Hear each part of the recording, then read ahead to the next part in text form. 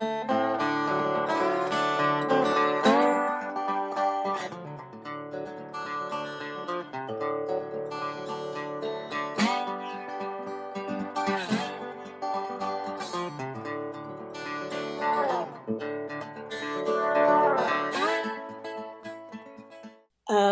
to Thinking Green.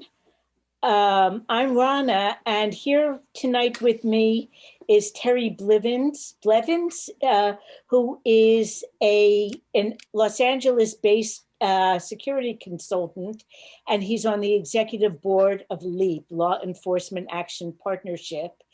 And we're going to talk today about community and police relations, because in New London right now, this is a very big issue.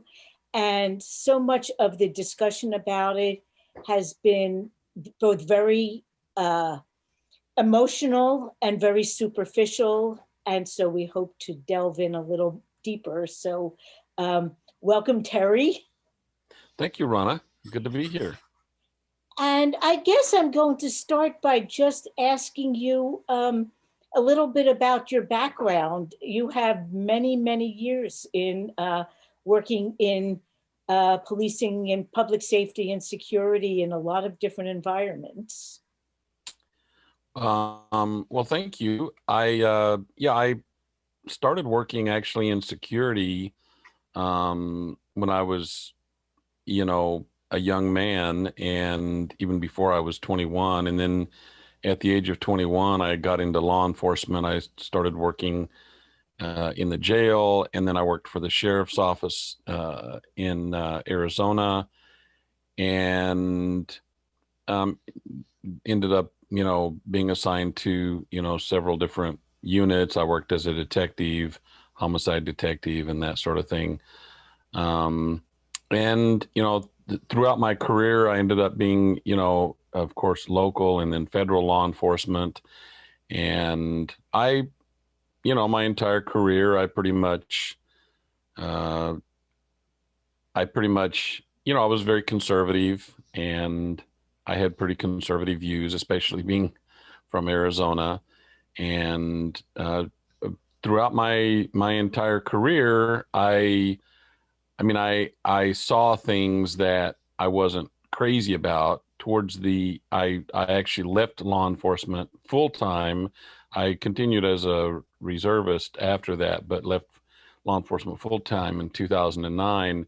And the last few years that I was in law enforcement, I really started to see things that I didn't like. I had always seen things, there were, I came from a very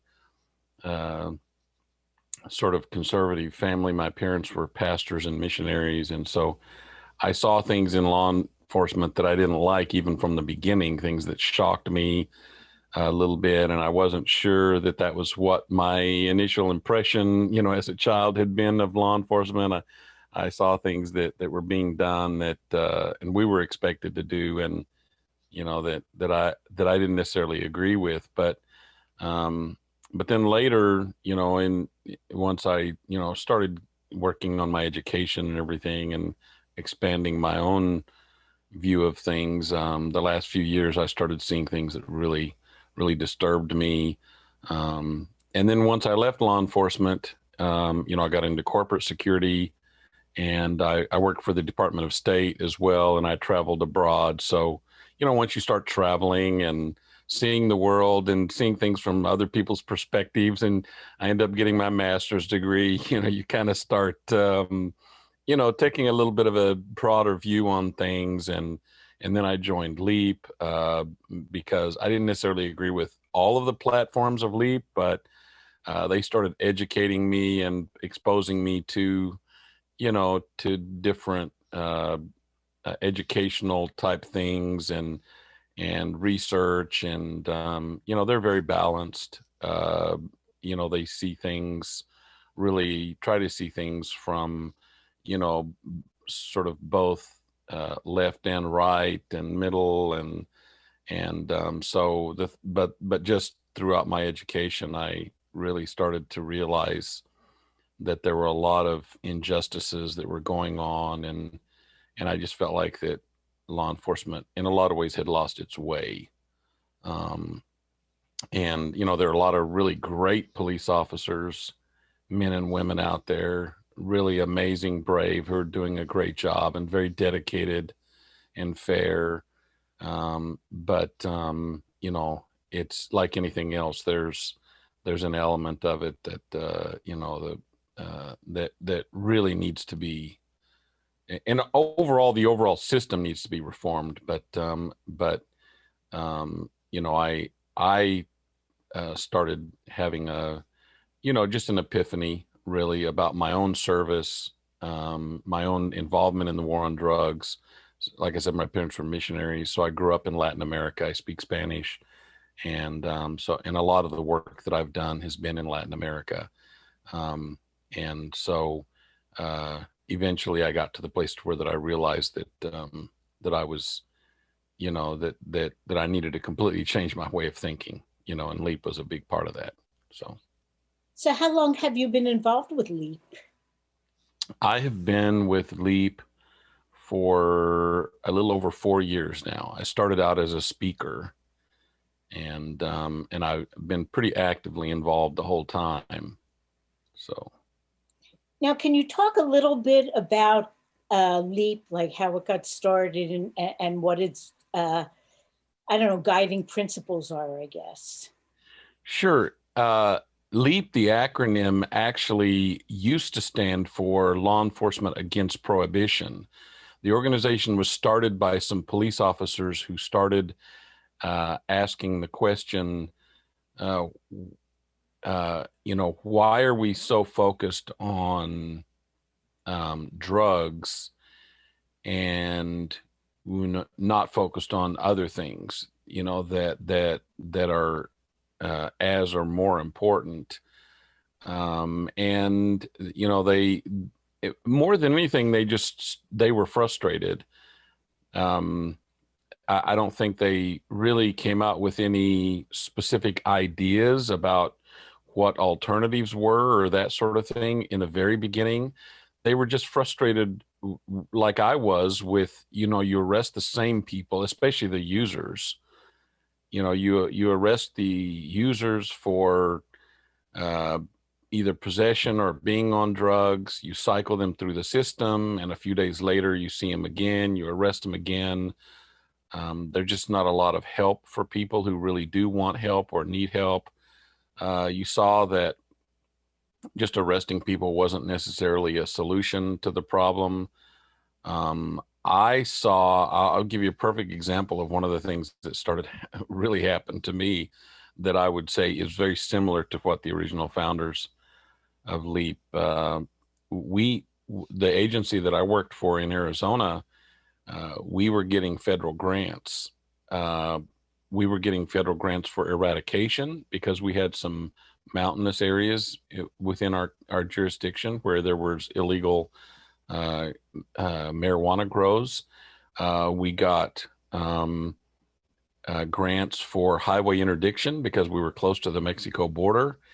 And we also got grants for just basic drug uh, for our drug task force. And so we were getting tens of millions of dollars a year.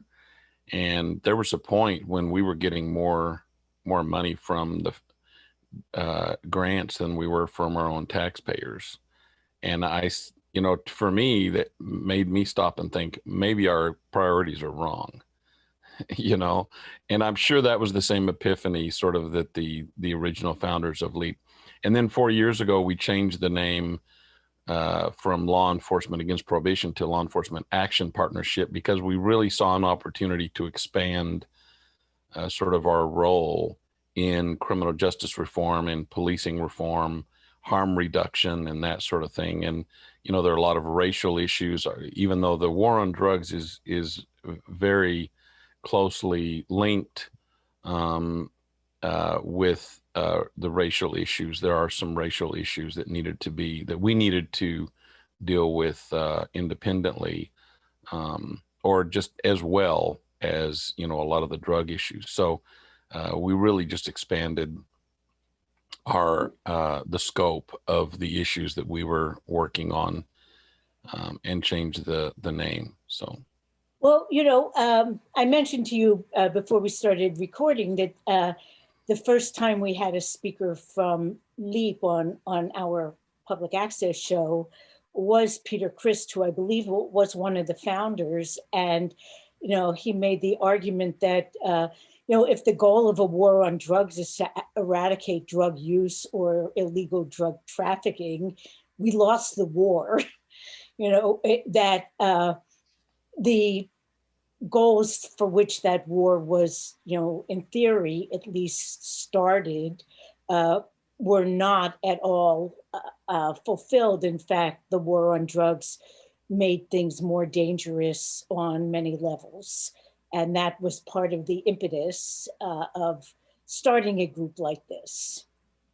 That's exactly true. And I'll tell you, my perspective on it is not just in the US, but in Latin America because of the fact that I worked for the US Department of State in Latin America. I was on the wrong side of the war on drugs for a long time.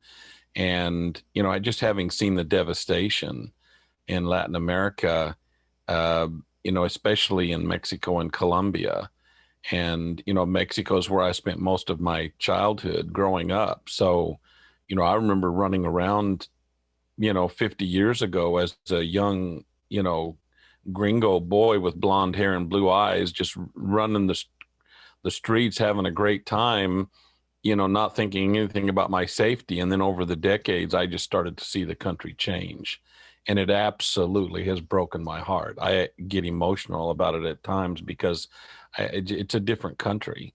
It's a completely different country than it was. And it's all because of the war on drugs. It's not because of the drugs themselves. It's because of the war on drugs. And when I saw that, I think that was a big part of me being able to sort of take a different look at things, because I just started asking, I asked the question, I said, just of myself, I just started saying, I wonder if we didn't have this war on drugs, I wonder what the impact of the drugs would have been versus the impact of the war on drugs. And it's an interesting question to ask. I mean, I ask a lot of police officers that now. I say, just ask yourself that. I'm not telling you what your answer should be, but you're a smart person. Think about it. Just ask yourself, what do you think the impact? I mean, let's look at, other times that there was prohibition, during the 20s. We saw what the impact of that was. If you're a student of history, you understand. So it's a really interesting question to ponder, and what I personally, the conclusion that I came to was, in Latin America, absolutely, there's no, in my personal opinion, and a lot of people that I know, really smart people, informed people, agree. Honestly, it would not have been, nearly the same. The impact of the war on drugs. I mean, if you look at Mexico alone, how many billions, I think it's over the last few decades, and most of this money has been spent in Latin America. Over the last few decades, the US government has spent close to $1 trillion on fighting the war on drugs, and tens of billions in Mexico alone, and hundreds of thousands of people. There are different numbers, but hundreds of thousands of people disappeared.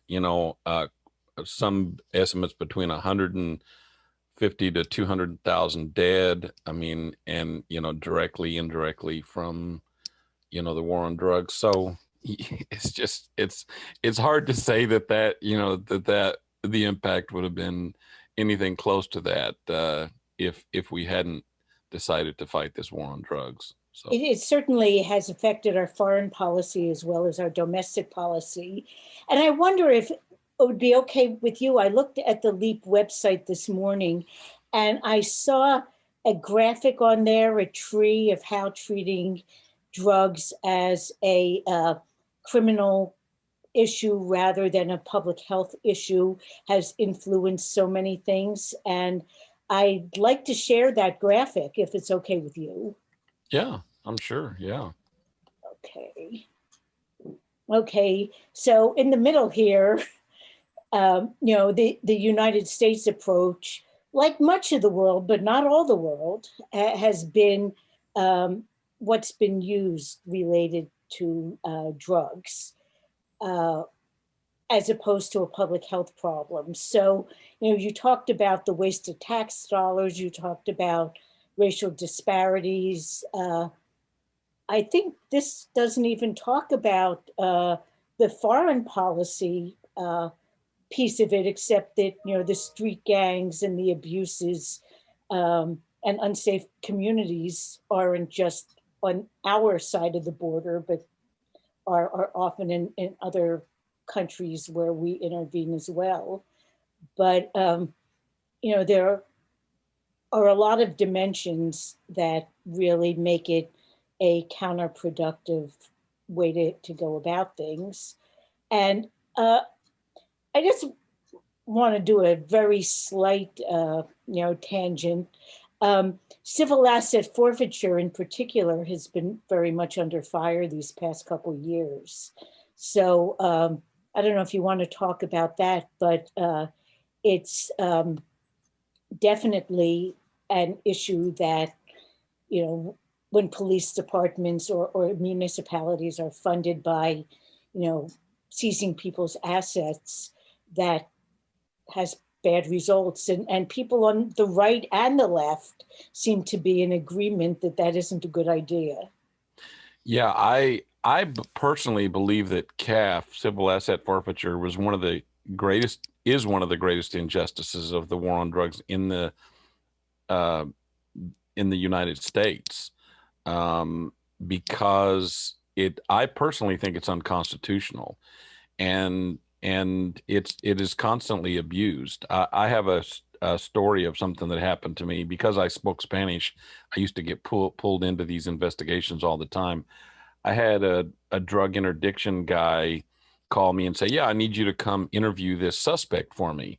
So I interviewed the guy. Turns out that he was um, a Latino guy from Latin America. He had worked in Los Angeles for a few years to save up money, and he had about $5,000 cash on him. He wanted to move to New York, and he had been able to buy himself a cheap little car, and so he had this $5,000 in his backpack. And unfortunately he had uh, a a joint, a marijuana cigarette in his ashtray. So the interdiction guy pulled him over and proceeded to arrest him, and decided that he was going to seize his vehicle and his cash and everything, and basically put the guy in jail. And the guy was just astonished. He was like, he said, he said, this money, I didn't get this money dealing drugs. I got this money working in a restaurant. He said, I'm an innocent. He said, I'm a simple guy. He said, I don't deal drugs. And, he said, I bought this car with hard earned money. And so when I went back to the other officer and I told him all of this stuff, I said, I said, you realize that none of this is a proceeds of selling drugs. And he's like, well, he's like, I know, he said, I understand that. He said, but that that the county attorney will go along with us on this, because we had a very conservative county attorney, and it was in a very conservative area. And he was right. I knew that the county attorney would just go right along with it. And I was appalled, and there's little experiences like that happened to me that started to make me realize that we were completely upside down. How does this happen in the United States of America? So civil asset forfeiture, I personally think CAF should be completely done away with, or at least greatly limited. There should be a much higher burden of proof, a lot more hoops that should be jumped through before we can take somebody's personal property. Well, I've had an interest in drug policy probably for about 15 years, and I came to it from a somewhat different point of view. I was a preschool teacher and I worked for Head Start. And I was a home visitor, and one year I had a caseload of 12 students, and they were mostly 3-year-olds, maybe 1 or 2 4-year-olds, and and 4 of the 12 students had incarcerated parents, and in 3 of those cases, both parents were incarcerated, so the kids were virtual orphans. And in each case, the parents had not been charged with, convicted of violent crime. They were all like low-level drug offenses. And you just saw how these kids' lives were turned upside down. And of course, it was Head Start. It was in our city, which is a very pretty poor, diverse city. And you know that the parents in the suburbs are really not using drugs any less than the ones in the city, and maybe not selling drugs, small amounts any less than the ones in the city, but their kids weren't orphans. So it really made an impression on me what kind of, disproportionate response some communities get as opposed to others. And once again, you were talking about, what does more harm? Is the drug use do more harm, or are we doing more harm, by the kind of response rather than taking an approach of, harm reduction? Yeah. Well, you know, I'm not afraid to admit, that I was pretty conservative probably, 15 years ago. I was, even though had questions about these things, while I was still in law enforcement, I was still pretty conservative. And just the term, harm reduction or some of these other terms, I couldn't relate to them at all. As a matter of fact, some of them, even irritated me. And, but that's because I didn't fully understand. But I mean, if you think about it, the term harm reduction really shouldn't make anybody mad. That's when you start to sort of question your own values and your own reactions to things, is when a word as simple as, harm reduction, or even, a phrase like Black Lives Matter, pretty innocuous, when you look at it from a perspective, an objective perspective. But for some reason, these, terms, words and phrases, triggered us as conservatives. And that was really what I started to look at, was I started to say, okay, harm reduction. Why does that bother me so much? Why shouldn't we all be worried about harm reduction? And then when I started really understanding the real meaning of harm reduction, that it really was just the objective is just to try to reduce the harm that is being done by the government and, by other agencies, and just try to look at the balance.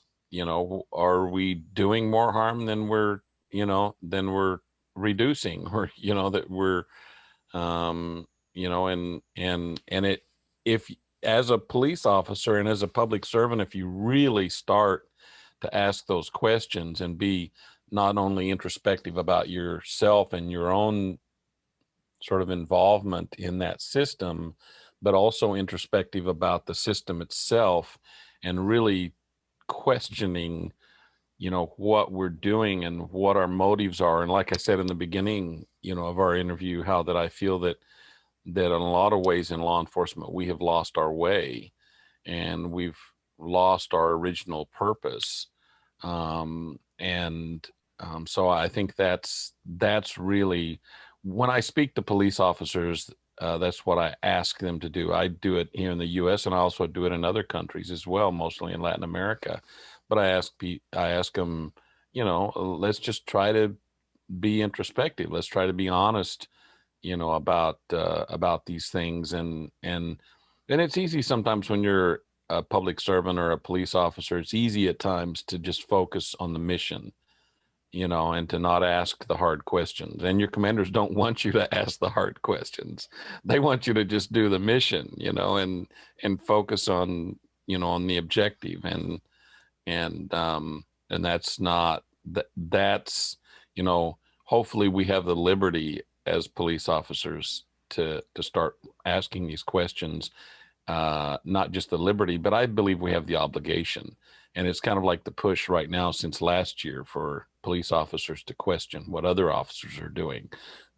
If the officers that had been near George Floyd had decided to take a different view of that and a different response, what would that have looked like?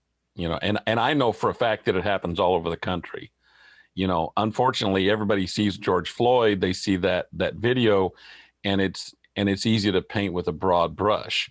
But I can tell you, as a police officer myself, I have seen dozens and dozens, maybe hundreds of times where one police officer said to another, "Hey, wait a minute, this isn't right." So they need to get credit for that, but we also still need to put more pressure and accountability to make sure that situations like George Floyd, because those are still happening. There's no denying, Breonna Taylor, these other situations that have happened. We just don't have enough of it. We don't have enough police officers that are saying, "Hey, wait a minute, let's reevaluate here before we go kick that door down. Let's double check, before we go in with guns blazing. Let's make sure that what we're doing is," and a lot of times I feel like that what police need to do is, instead of just asking what's legal and what's within policy, let's try to decide what's morally right, because we've gotten away from that a lot. That's just not as common of a conversation as it needs to be. And I used to get in trouble for asking that question all the time. And they would laugh at me. They would say, "Well, we're within law and policy. Why are you creating an issue here where there is no issue?" I'm like, "Yeah, but is this right?" And a lot of what I had, the times that I would raise that question in Arizona would be when we were dealing with illegal aliens. I just, having grown up in Latin America, and having a real love and affection for Latin American people, maybe I, was a little bit more sensitive to that. But I would just ask the question, what are we doing here? I mean, why are we focusing so much on these, people, when we could be focusing on other things, So Yeah. that's personally, that's what I think law enforcement needs to reevaluate. Well, one of the reasons I asked to have a speaker from LEAP at this time was in New London, where I live, where I'm not quite sure we're exactly in a police community relationship crisis situation, but we're kind of close to that. Our city council a couple weeks ago overturned an ordinance that had been passed, I think in 2014, that stated it is the policy of the city of New London to have a minimum of 80 police officers and patrolmen, excluding the chief. Now, New London only has a population of 27,000, and other towns in Connecticut with a comparable population tend to have between maybe 50 and 65 officers, a much smaller police department. So once again, it's like, there are a lot of social service needs in our town, but I don't know if it's, I personally don't think it's a more dangerous place, but it's perceived to be. We have a large immigrant population. We have a large non-white population. But it was, so that was overturned, which kind of at budget season, my perspective was it put the police department in the same situation as every other department. They'd go to our governing body, our city council, and explain what their current needs are and make their case. And the police department didn't have to do that. I think we don't have 80, but we have 73 police officers. And basically their whole case is the ordinance says we should have 80, we only have 73. So, increase us. And they wouldn't talk about what the community needs are. And more recent studies of our needs have shown that 35 to 40% of our emergency calls are mental health related. We have a lot of, as I said, a lot of social service needs. So one of the reasons that the council got rid of the ordinance was so they could look to see if money had to go into different sorts of response and less into patrolmen, but to give them more flexibility. And the police department responded really with a lot of hostility. They put on their union website. I actually will share what they put on their union website. They put this on their union website. And Wow. the people down below are 6 elected city councilors. The 7th city councilor voted against overturning that ordinance.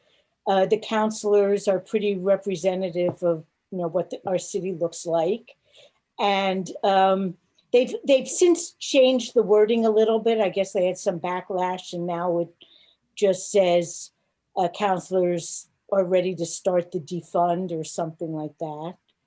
But that kind of response to has really gotten people upset. And so there is a history of some abuse of the police within the police department. I won't say it's worse than other places, but I've even spoken to one of the city councilors who says, if I have a problem at my house now, I won't feel safe calling the police. Yeah. So, on one hand, you get the argument, well, if you defund the police and you don't have enough officers, when you call the police, you might have to wait for 2 hours for them to arrive. But you also have people on the other side saying, if I have problems, the police are the last people I want to have involved, because chances are you'll get an officer who will be very professional, but you don't feel 100% sure of it. So, as I said, we're in kind of a really difficult situation right now. So I wanted to talk to you. And I saw that LEAP is also really trying to proactively address police community relations. What is the best way for a community to move forward on making public safety a priority in a way that feels inclusive to everyone who lives here? It's a really difficult question, and I'll tell you. You say that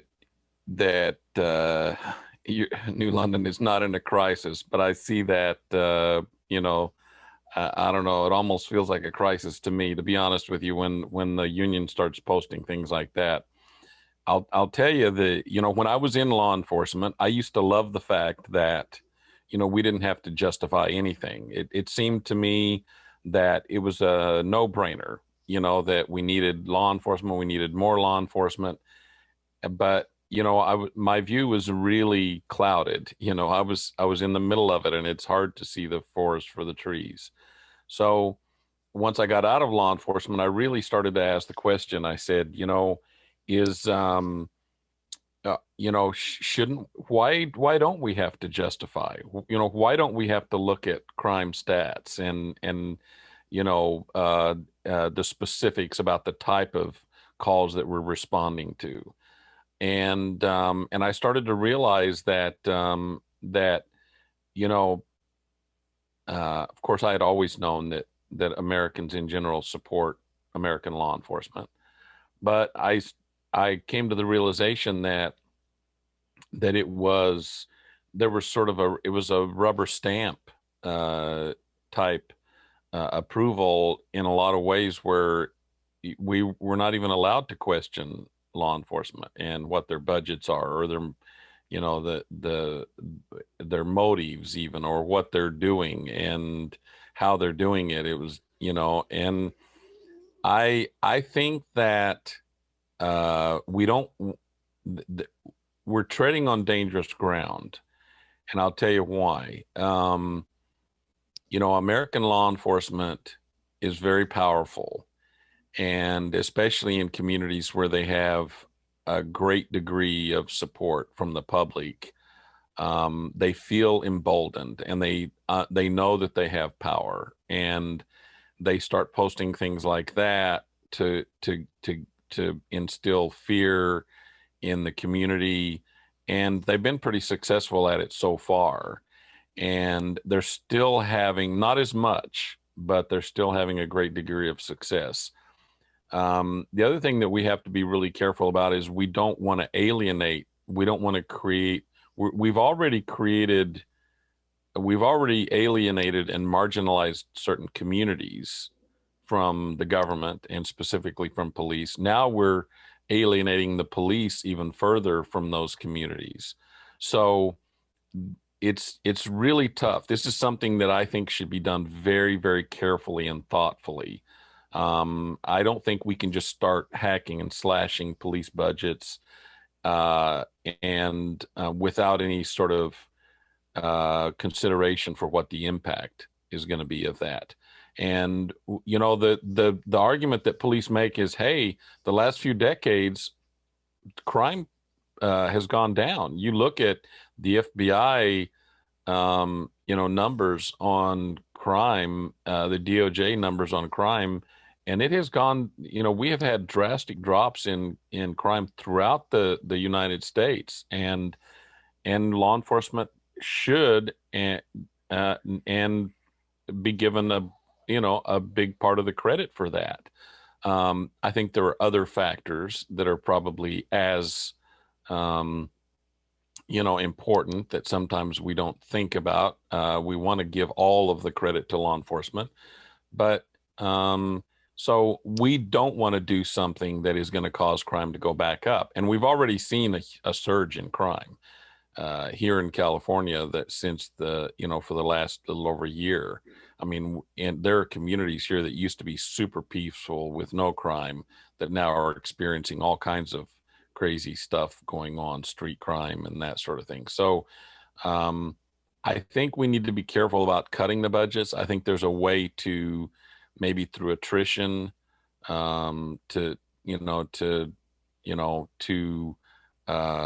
maybe level out the numbers of police officers. One of at LEAP, we actually have a document that we've created that outlines some of the suggestions for developing responders, either a separate department outside the police department or even within the police department, creating specialists. I personally, and this isn't necessarily a LEAP sort of agenda or idea, I believe that we can train police officers to serve in those roles as well.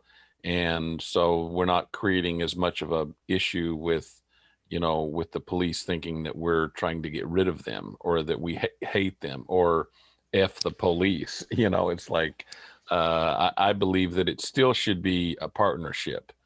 And some communities aren't necessarily taking that view. Some communities, some city councils have come out and said, abolish the police, or defund the police. And they're, some of them have even abolished their own police departments and started from scratch. So it's a really tough question. There's no easy answers to this, but I think that following specific, sort of documents, like the Department of Justice has put out some reports, some white papers, and like I said, LEAP has done it. So digging deep and looking at it's different for each community, and looking specifically at what that would work in that community, I think is really important. So Yeah, I read recently, it was in the news, that Ithaca, New York, which is a community about the same size as New London and has some things in common with us. Um, the mayor has recommended dissolving the police department as it stands and recreating a department. I wrote it down so I'd get it right. Department of Community Solutions and Public Safety, which I am thinking would encompass all the different kinds of response and not just, armed response to criminal situations. And I don't know. Exactly. I don't think it's been approved or implemented. It seemed intriguing to me. One of the parts of it that I think their police union would not like is that, officers would have to reapply for their jobs.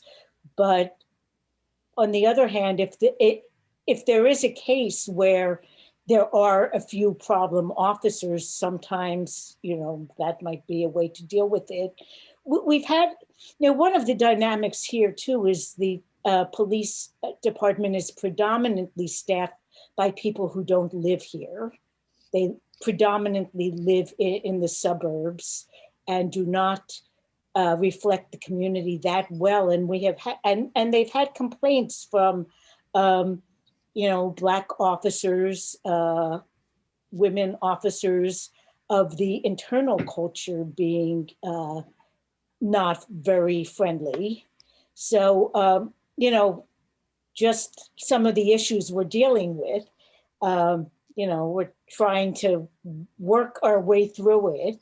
I did notice on the LEAP website, because, I was glad to see that LEAP has really kind of made a commitment to explore this, police and community relations, that they looked at 4 different potential responses to improve the relations, increasing support, providing tools, removing barriers, and improving communication.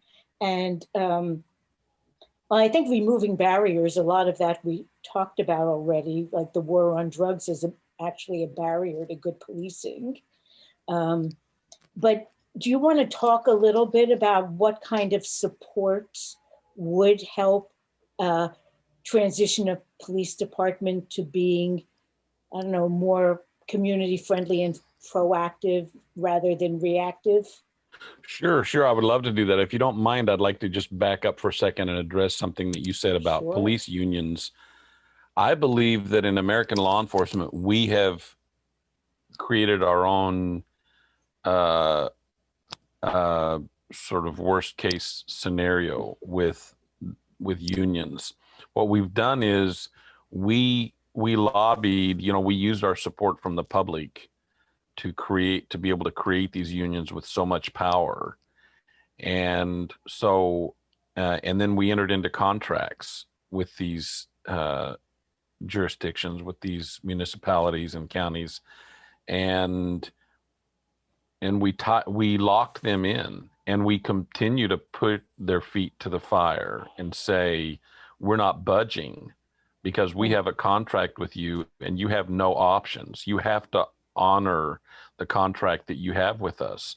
And the union leaders themselves, which I feel bad, I know a couple of them and they're in a tough situation, but they're holding their position. They've dug their heels in, and they're basically saying, you have this obligation. So what is a municipality to do when they're pushed, their backs against the wall, and the police department is basically saying, I know that what you referenced to was a city ordinance that says 80, but maybe that's part of the contract that they have with the union, that it's a minimum of 80. and salaries and raises and that sort of thing. So some communities now, some mayors and some city councils are almost in a position where they're saying, we have no choice. If we want to reform the police department, we have to abolish it and start from scratch because we're legally bound by this contract. So our only option at this point is to abolish the police department and start from scratch. So I try to talk to police departments and union leaders and, tell them, whoa, wait a minute, we may have to take a different approach here. We may have to be willing to renegotiate these contracts in a way that doesn't end up negatively impacting the police department and crime in our communities. I don't think anybody wants crime to go back up. And I think that some of these things that we're doing, some of these drastic steps that we're taking might impact that. So, I would just say that there needs to be more flexibility on both sides about renegotiating these contracts, and as far as what you were saying about alternatives, uh, you know. Uh, we know that and this is sort of a universal language among police officers.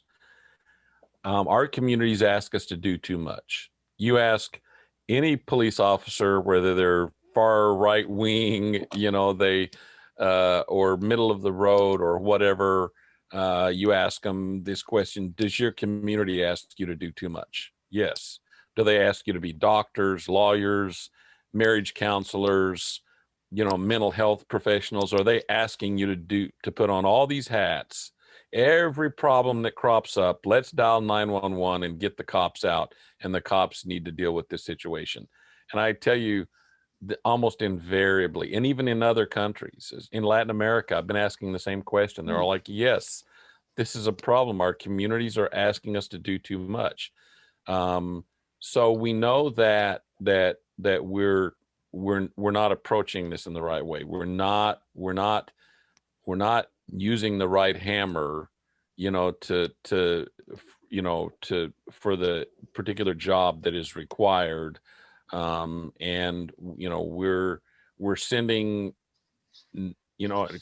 cops say that cops should still be responding to these things, but maybe we should have someone go with us who is a specialist in that area. And I remember even back when I was in law enforcement, even the police were talking about this.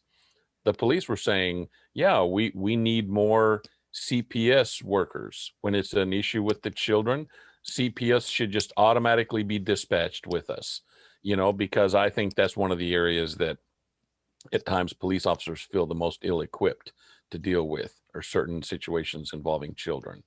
And so I don't think you'll get an argument from police on that front. Yeah, although I think from my point of view, I worked for Head Start as a home visitor, and I'm not sure, and I went everywhere. The federal law actually says that home visitors have to visit the families, even if the family's living conditions are unsafe, because we're kind of like the family caseworker as well as the kids' preschool teacher. And we were not armed. We were not accompanied by the police. If there was a homicide on the block 2 days before, we still had to visit. And to be honest, I never felt like I couldn't deal with it. So I feel as though I do think that police officers are utilized now in places where they're not the best responders. But I think in that case, they should let go that being part of their budget lines. Someone else needs to do that job. Because, I don't think they necessarily have to accompany social workers to people, to homes that need a social worker. Hopefully a social worker is competent enough to be able to deal with things without arms. Well, and if the social worker gets there and it requires a police officer, if there's a safety issue, then, they can call the police. Yeah, I have to tell you, the first few years I worked as a home visitor in the 1990s, I was not even issued a cell phone. So, so I don't know. I feel like, and you know, I worked with families. They were always fine with me. I was there to help the kids, but some of those families I worked with, had, you know, they could be dangerous in in other settings. But yes, so guess I guess the last thing I wanted to try to, talk about was, so what, what kind of supports for both the communities and for the police community, um, would do you see as good first steps, like to get beyond, the current kind of ill feeling, that we have in New London between some of the community members and some of the police department? Well, I think that there needs to be more dialogue. I know that city council meetings can be a little formal at times, and because of, you know, uh, the the way that the procedures that need to be followed in city council meetings and everything, it might not lend itself very well to open back and forth discussion. I believe that more members of the police department, instead of just the chief, and maybe the person that's specifically assigned to, as the government liaison or the liaison to the city council, more police officers need to be involved in the discussion. I believe um, that, like I said before, that the police department needs to try to take not such an aggressive stance. I know that they feel threatened, and they feel that this is an attack on police. Um, it's really not. I mean, there are people that are attacking the police. We know that there are some groups that if they could, you know, just snap their fingers and abolish the entire, all of the police in America, they would. But most Americans, that's not what they're looking for. Most Americans still respect and love the police. They just want something that works, that works better than what has been happening. And I think that with that sort of attitude and that sort of approach and that as a precursor to any dialogue or discussion that takes place, let's just try to look at something that works. And police officers, like I said before, police officers will openly admit that we at times can be very ill equipped for the type of calls that we're dispatched on. So if they keep remembering that, keep that in their minds, because sometimes that gets lost. When you start talking about abolish the police, dig their heels in, and they don't want to go back and say, okay, yeah, I used to say that, I used to believe that, and most police officers agree with that. We just need to you know to make that part of the discussion. And so I just think more dialogue really. I know that police officers hate additional training, they hate sensitivity training, but I believe that it definitely has its value and has its place. So I think training police officers in looking at alternatives to arrest, it's just it's still not being done widely in the US. It's still all about arrests. Um, and I don't even, I mean, there are very few departments in the US right now that are even giving any kind of training about alternatives to arrest. And it should be a part of the police training. So I would just about guarantee that in New London, and that if you looked at the curriculum, if you looked at the list of training courses that they give, I would be extremely surprised if there's any training course that is even remotely related to alternatives to arrest or anything like that. Sometimes they do look at, some of the courses that have to do with mental health, with mental illness, calls that are related to, to mental illness and that sort of thing. there might be some mention of alternatives, but it really needs to be predominant in our training and in our discussions and just in our policies and procedures. And it hasn't been up until now. Well, I guess last of all, I wanted to ask you to let people know how they can learn more about LEAP or support the work of LEAP. Well, thank you for that, Rana. And I'll tell you, LEAP, and it's not just because I'm on the board or that I'm a member of this organization. LEAP is truly an amazing organization. It's really the only organization, the only national organization of its kind in the U.S. It's nationwide. 4 years ago, it was tough for active police officers to join because they were worried how it would affect their career, but that has changed, especially after last year. We have a lot more active police officers, prosecutors, and judges now who have joined and are speakers for the organization and support the organization and openly, talk about the issues that we work for. And not just, citizens can be members as well.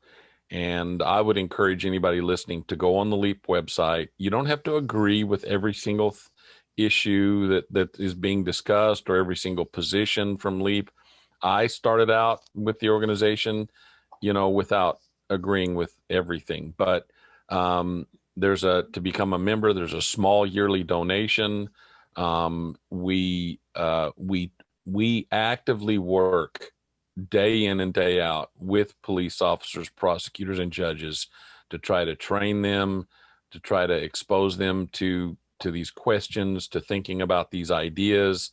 And, it's even though some of the ideas, some of the positions on the website may seem a little bit liberal or progressive, it's not necessarily that way. We're a very balanced organization. We just want what's best for our communities, for our people, and for police officers as well. We do a lot to protect police officers because we value the police that are on the streets. We know that most of them are good, decent people that are facing a lot of challenges day in and day out. And I personally, one of the reasons that I'm so passionate about LEAP and about some of these reforms is I believe that a lot of these reforms will actually make things better for the police. Perfect example is the riots. If I could snap my fingers and a police officer never had to put on a riot helmet and step in front of an angry crowd and stand the potential of getting a Molotov cocktail thrown on them or getting shot like the police in Dallas when they were in the middle of the trying to deal with riots. If I could snap my finger, trust me, that's a really important issue for me, that I tell police officers, look, we're not gonna reduce the number of demonstrations and riots and looting and that sort of thing. We're not going to reduce that unless we decide that we're going to improve our relations with our communities. And those are those are huge, immensely stressful for police to go into. Everybody thinks, oh yeah, the police want to put on a riot helmet and grab a billy club and go out and beat people down. And that is just not, I know, because I was trained in riot control and I trained others in riot control. And I can tell you that it is one of the biggest, it's probably one of the most hopeless that you feel as a police officer, because you don't know how to deal with this situation. You don't know how to handle this. And it's very, very scary. So the way that we do that is by improving our community relations. And I feel like LEAP is doing that. So anybody that wants to support LEAP, any community groups that want to invite any of our speakers to speak now with, doing things remotely, we can do it on Zoom. We are more than happy to. We have literally hundreds of speakers all across the country And a lot of communities, we have police officers that are in that community that might be, we don't have as many as we like, from every community or every police department, but we do have quite a few from around the country that can, if someone is interested in talking to a LEAP speaker, we're always available for that. So, Well, before signing off, then I am going to share the website, law enforcement action partnership.org. And I notice you can still redirect to it if you use the old URL, just leap.cc, which is really easy to remember. And I purposely wanted to share this page because there's a whole area on police community relations, and it goes into some detail about what they mean by increasing support, what kind of tools are being talked about, and it's not, cast off military equipment. It's things like trauma recovery and diversion programs, removing the barriers to having a trust relationship and improving communication. So I also would recommend people go to the website and find out more about it. And I want to thank you, Terry, for giving an hour of your time to the East Coast. of course. Thank you for having me, Rana. It was a pleasure. And anytime that, that we can talk about these issues and that we can try to get the word out um, and, promote the organization, get more people, to go to the site, and especially people in law enforcement. Like I said, really there needs to be more dialogue, more open dialogue, and more understanding, and not so much sort of aggressive reaction to these things from both sides. There are extremists on both sides that I think are really just damaging our opportunity and our ability to have any kind of significant sort of change and reform, because it's a very polarizing. Some of these issues are very polarizing, but we need to try to figure out a way to to have civil discussions. So. Well, thank you so much. And I think I'll turn off the recording. And I'm not sure what our next show will be on, but we'll try to have some more on this subject. It's an important one for New London.